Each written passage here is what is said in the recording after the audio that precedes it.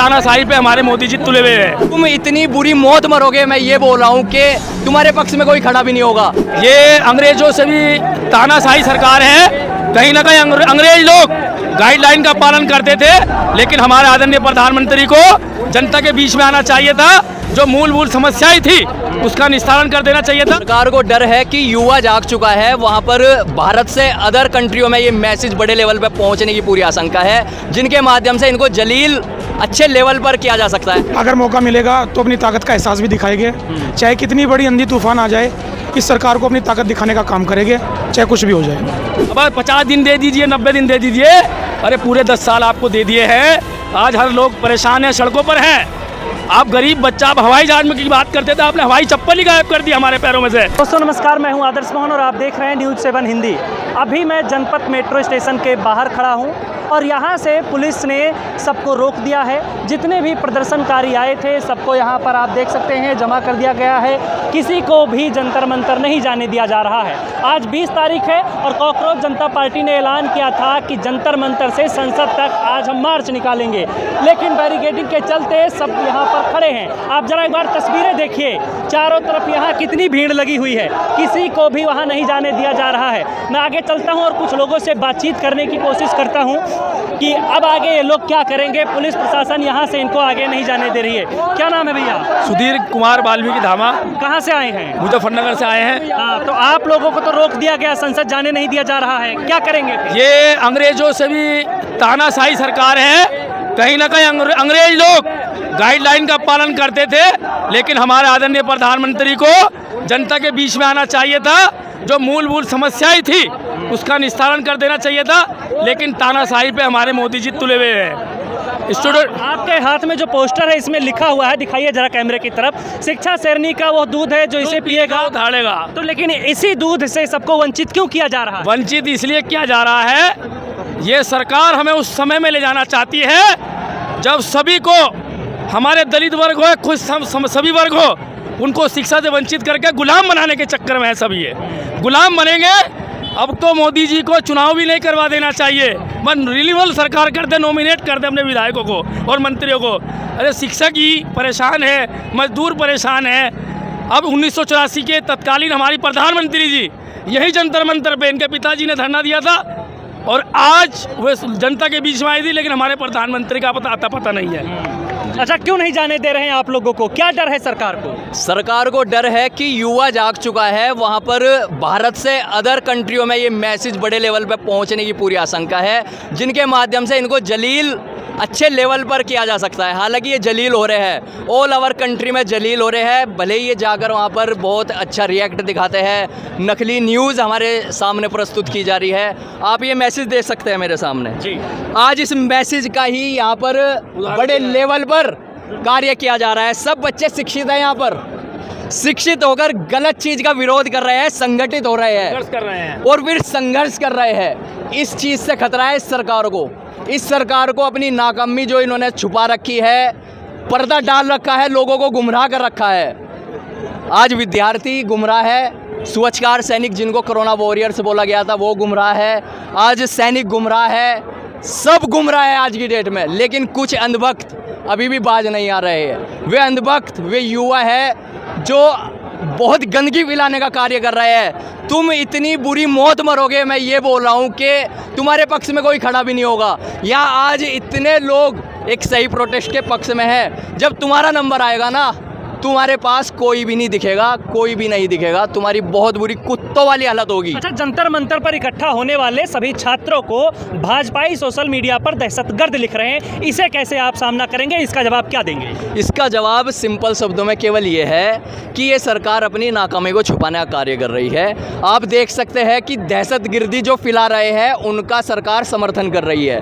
अभी आप देख सकते हैं अभिजीत दीप के भाई पे साई डाली गई, वो आंटी कितने नॉर्मल तरीके से आई और साई डाल दी गई। जिनको ये दहशतगर्द बता रहे हैं, चाहते तो उस आंटी की बुरी हालत हो सकती थी, वहाँ पर हमारी महिला बहनें भी बैठी हुई थी, चाहती उसको थप्पड़ पीट पीट कर लाल कर देती थी। लेकिन देखो यहाँ पर कितने सभ्य पढ़े लिखे बैठे हुए हैं ना, शिक्षित बैठे हुए हैं। उसका रिप्लाई कितने प्यार से दिया हमारे भाई ने, उस आंटी को कुछ भी कहने नहीं दिया। लेकिन उनका बयान आया है और उन्होंने कहा कि अभिजीत दीपके के जो वहाँ पे समर्थक थे उन्होंने मेरे प्राइवेट पार्ट को छुआ।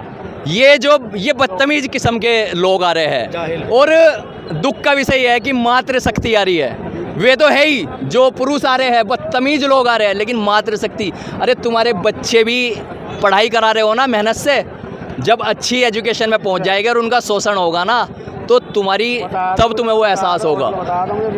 उस आंटी का सारी वीडियो में हम देख पा रहे हैं कि कितने सेफली उनको निकाला, पुलिस ने उनको प्रोटेक्शन दी, यानी कि जो भी इस अच्छा, उनका एक फोटो भी वायरल हो रहा है, आई सपोर्ट कुलदीप सेंगर जी, आप स्पष्ट देख सकते हैं ना, कितनी गंदी मानसिकता वाली लेडीज हो आंटी आप। मैसेज जाएगा तो आप पे कि आप एक रेपिस्ट को समर्थन दे रही थी, और यहाँ पर देखो कि शिक्षित युवा, यहाँ पर देश का युवा दिल्ली के जंतर मंतर पर, दिल्ली राजधानी है हमारी, इस दिल्ली में प्रोटेस्ट कर रहा है। इतने टाइम हो गया, 1 महीने से ज़्यादा हो गया है, तुम्हें उत्पीड़न नहीं नज़र आ रहा है। तो मैं सभी से प्रार्थना करना चाहूँगा, स्पेशली अपनी वाल्मीकि कम्युनिटी से, यहाँ पर बहुत तादाद में है और बहुत अपनी ताकत का एहसास भी कराते हैं, हम रील वगैरह देखते रहते हैं। तो आओ, इसको समर्थन दो बड़े लेवल पे, और जो ये गंदी मानसिकता के, जो छोटी मानसिकता के मनुवादी लोग आके इस प्रोटेस्ट को ख़राब कर रहे हैं, इनके गले चाटने का काम करो।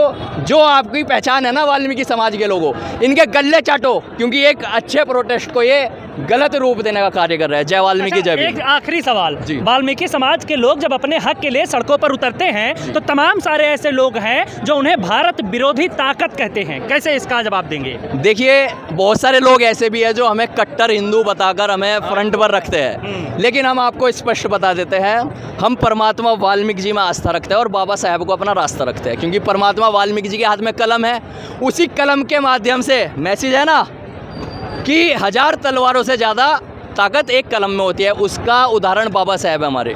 तो हम उस रास्ते पे चल चुके हैं। अब जो गलत हमें भटकाया जाता था, गुमराह किया जाता था, अब हम उस रास्ते पे नहीं चलेंगे। जो मुस्लिमों के लिए हमें भटकाया जाता था, हमें फ्रंट पे किया जाता था, भविष्य में बिल्कुल नहीं होगा, क्योंकि हम एजुकेटेड हो रहे हैं। बाबा साहब ने जो हमें हक अधिकार दिलाए हैं, हम समझ पा रहे हैं कि कौन हमारा उत्पीड़न कर रहा है बड़े लेवल पर और कौन नहीं कर रहा है। क्यों लड़ाया जा रहा है आपको मुस्लिम समाज के साथ? देखिए, प्रेजेंट की स्थिति आप देखेंगे तो जहाँ भी मुस्लिम हिंदुओं का मैटर होता है, वहाँ वाल्मीकि समाज नहीं आपको मिलेगा। वो समय चला गया। अपने समाज को हम जागरूक कर रहे हैं। भारतीय वाल्मीकि धर्म समाज रजिस्टर्ड भावादर्श राष्ट्रीय लेवल का संगठन है, आदर्श राष्ट्रीय लेवल का संगठन है, जो एजुकेशन के लिए वर्क कर रहा है, समाज से कुप्रथा पाखंडवाद को दूर करने के लिए काम कर रहा है। तो हम अपने लोगों के बीच में जाके उनको एजुकेटेड कर रहे हैं, उनको सही रास्ता दे रहे हैं। और लोगों से बात जी। करते हैं। क्या नाम भैया आपका? कोई नहीं भाई नहीं। अरे बताइए, कुछ आप बताएंगे? सन्नी सिलेला नाम है ना। अच्छा, संसद का घेराव करने के लिए आज की प्लानिंग थी आप लोगों की, रास्ता रोक दिया गया है, कैसे पहुंचेंगे वहां तक और कैसे इस सरकार को तोड़ेंगे? अगर मौका मिलेगा तो अपनी ताकत का एहसास भी दिखाएंगे। चाहे कितनी बड़ी आंधी तूफान आ जाए, इस सरकार को अपनी ताकत दिखाने का काम करेंगे, चाहे कुछ भी हो जाए। तो वहां तक पहुंचेंगे कैसे? देखते हैं, जो भी निर्णय होगा, पब्लिक साथ में है और संगठन भी खड़ा है, पहुंचने का काम करेंगे। देखते हैं जैसा भी होता है। अभी जी देखिए, अगर ये लोग ठीक होते तो सांसद पे जाने के लिए प्रोटेक्शन ना लगाते। ये लोग चाह रहे हैं कि पुलिस प्रशासन से कोई आंदोलनकारी यहाँ पर उनसे भिड़े और इनको मौका मिले। मैं सभी जितने भी जंतर मंतर दिल्ली पे आए हैं, सबसे अपील करूँगा आपके चैनल के माध्यम से कि प्रशासन से बिल्कुल ना भिड़े। पुलिस प्रशासन वे भी हमारे भाई हैं, कोई भी किसी भी जवान को बदतमीजी से ना बोले, क्योंकि लोग ये चाह रहे हैं कि हम जोश में आकर, जोश के साथ साथ हमें होश में भी काम लेना है। यहाँ जो गवर्नमेंट चाह रही है कि पुलिस प्रशासन से हम लोग भिड़ें और इनको मौका मिल जाए यहाँ पर लाठी बजाने का, यहाँ पर हम पे मुकदमे लिखने का।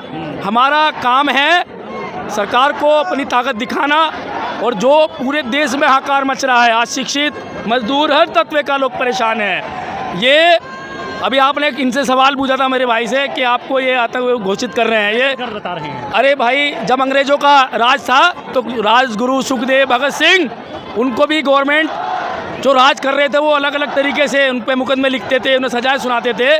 तो आज वो इन्होंने दोहरा दिया है कि जो भी हक की लड़ाई लड़ेगा उस पर मुकदमे लिखेंगे, रासुका लगाएंगे। अंग्रेजों से भी ज़्यादा बुरे हैं, बहुत बुरे हैं ये, उनसे भी ज़्यादा। अंग्रेज़ों के तो ये पैर की धूल भी नहीं है। अगर अंग्रेज़ों का आप विकास कार्य का आकलन करोगे तो उन्होंने ऐसे ऐसे पुल, ऐसे ऐसे निर्माण, ऐसे ऐसे हमें भवन दिए हैं कि उनकी ईंट तक नहीं ली। इनके तो बनाए हुए पुल 6 महीने नहीं चलते। भ्रष्टाचार में लिपित है। मोदी जी कहते हैं कि सबका साथ सबका विकास, अब 50 दिन दे दीजिए, 90 दिन दे दीजिए, अरे पूरे 10 साल आपको दे दिए हैं। आज हर लोग परेशान हैं, सड़कों पर हैं। आप गरीब बच्चा, आप हवाई जहाज में की बात करते थे, आपने हवाई चप्पल ही गायब कर दी हमारे पैरों में से। आप बोलते थे कि जो हवाई चप्पल पहनेगा वो हवाई जहाज में सफ़र करेगा, लेकिन आपने तो हमारी हवाई चप्पल भी गायब कर दी। ऐसी दुर्दिशा कर दी भारत की कि हमें संभलने के लिए 50 साल लगेंगे आने वाले। आखिरी सवाल, नरेंद्र मोदी इस्तीफा क्यों नहीं मांग रहे धर्मेंद्र प्रधान से, और वो इस्तीफा क्यों नहीं करने के कह रहे हैं उनसे? ये सरकार ऐसे लोगों के हाथ में गिरवी है, ऐसे लोगों ने सरकार में बहुत निवेश, पैसा विकट निवेश कर रखा है इन्होंने। कौन लोग हैं वो? आप बताइए, इस्तीफा तक नहीं ले रही है। और इनके जो बाहरी सारे जितने भी लोग हैं, ये मोदी साहब जो है, मोदी साहब को पूरा इन्होंने निवेश कर रखा है, वो नहीं बोलने वाले। इस पे चुप्पी साध रखी मोदी जी। इसका मतलब यह है कि कॉर्पोरेट के इशारे पर यह सरकार चल रही है? बिल्कुल चल रही है। ये सरकार हमारे भारत को एक अलग दिशा में ले जा रही है। बहुत बहुत धन्यवाद बातचीत जी। चाहूँगा अभी बताना चाह रहा हूँ आपको कि अंग्रेज़ों के शासनकाल में जब इस तरीके के प्रोटेस्ट होते थे, कोई भूख हड़ताल पे बैठता था, उदाहरण है महात्मा गांधी जी, तो वे वार्तालाप करके उस विषय को जानते थे, उस समस्या को निवारण करने का उनमें इतना, राज करने के बाद भी भारत में इतनी उनमें क्षमता थी, एजुकेशन थी। लेकिन ये गवर्नमेंट तो आप देख सकते हैं कि यहाँ इतना स्टूडेंट दूर दूर से पूरे भारत से एकत्रित है और बात करने के लिए भी यहाँ पर एग्री नहीं है जी। इस बात से मैं भी सहमति रखता हूँ। और इस सरकार में GD अग्रवाल जी अनशन पे थे और वो अब इस दुनिया में नहीं रहे। वहीं पिछली सरकार में उदाहरण दिया जाता है कि अन्ना हजारे जब अनशन पर बैठे थे तो मनमोहन जी खुद आए, बातचीत की और उनका अनशन तुड़वाया था। लेकिन इस सरकार में कोई फर्क नहीं पड़ता, बल्कि इस सरकार में अनशन पर बैठे सोनम वांगचुक को ये सरकार किडनैप करवा लेती है। तो आप क्या कुछ देखते हैं इस पूरे आंदोलन को और सरकार के रवैये को, हमें ज़रूर बताइएगा।